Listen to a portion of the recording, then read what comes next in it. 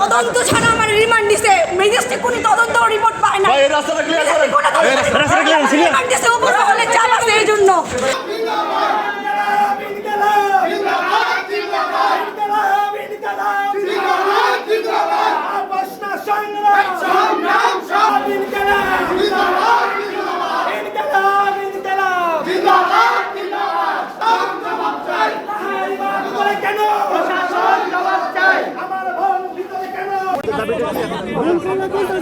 আজকে মূলত তাহারিমা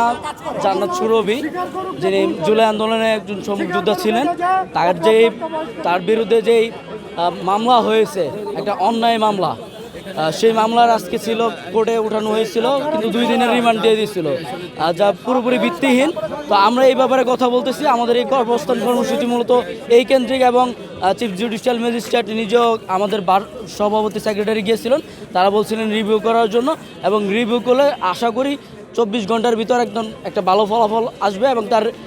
রিভিউর মাধ্যমে তার যেই 2 দিনের রিমান্ড সেই রিমান্ডটা নামঞ্জুর হবে এবং সে এখান থেকে খালাস পাবে। এতটুকুই আমাদের আদালতের পাশে চাওয়া যে আমরা তাদেরকে যেই সম্মানটা দেখাচ্ছি আদালতও যাতে আমাদেরকে এতটুকু সম্মান দেখায়, আমাদের এই সম্মান বোধকে যাতে এরা নমনীয়ভাবে না দেখে। আমরা যতক্ষণ পর্যন্ত তাহারিমা জান্নাত সুরভি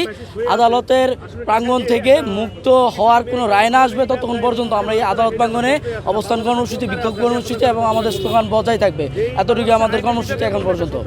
শুনেছি এবং দেখেছি ডিবি পুলিশ পরিচয় ধরা হয়েছে তাকে, যে 24 নভেম্বর আগে ধরা হয়েছে এবং এখন তো এটা সারা বাংলাদেশে একদম পরিষ্কার যে তাকে ইন্টেনশনালি সে আওয়ামী ফ্যাসিস্ট এবং ইন্টারিম গভর্নমেন্ট এবং এই প্রশাসনের বিরুদ্ধে কথা বলার কারণে তাকে ইন্টেনশনালি গ্রেপ্তার করা হয়েছে এবং একজন 17 বছর বয়সী একজন মেয়েকে বাংলাদেশের সাংবিধানিক নিয়ম অনুযায়ী এবং আইনের ধারা অনুযায়ী কিভাবে কোন ম্যাজিস্ট্রেট কোন তরিকায় কোন আইনে রিমান্ড মঞ্জুর করে এটা আমরা জানি না। আমি জানি না তিনি কোন শিক্ষায় শিক্ষিত হয়ে এখানে আসছেন এবং কিভাবে তিনি করেছেন। আমি এটার তীব্র নিন্দা জানাচ্ছি এবং বাংলাদেশের মানুষকে সোচ্চার হওয়ার জন্য বলছি যে আপনারা এই সমস্ত মানুষের কাছ থেকে সোচ্চার হবেন যেখানে মানুষ এসে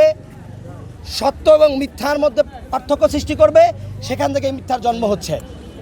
যেখানে সাংবিধানিকভাবে 17 বছর বয়সী একটা মেয়েকে আপনি জেলেই রাখতে পারবেন না, সেখানে আপনি 17 বছর বয়সী একটা মেয়েকে রিমান্ড মঞ্জুর করছেন। আমরা বাংলাদেশের কোথায় পৌঁছে গেছি? আমরা দাবি জানাচ্ছি অ্যাজ সুন অ্যাজ পসিবল যেই প্রক্রিয়া অবলম্বন করে আমার বোনকে মুক্তি দেওয়া যায় 24 ঘন্টার ভিতরে, আমরা এই পথ অবলম্বন করার মাধ্যমেই, সঠিক পথ অবলম্বন করার মাধ্যমে তাকে আমাদের কাছে আমরা ফিরে চাই এবং রিমান্ড মঞ্জুর তো হবেই না এবং আজকে দিনের আলো অস্ত যাওয়ার পূর্বে আমার বোনকে আমরা আমাদের পাশে চাই এবং যদি এটা না হয় আমরা আবারও গাজীপুরে কর্মসূচি ঘোষণা করব এবং সেই কর্মসূচি হবে খুব ভয়ানক কর্মসূচি।